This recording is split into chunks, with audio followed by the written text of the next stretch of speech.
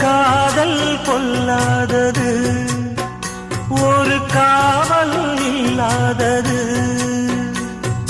ஊதக்காத்தில் வஞ்சி மாது ஒத்தையிலே வாடும் போது போர்வை போல பொத்தி அணைப்பே.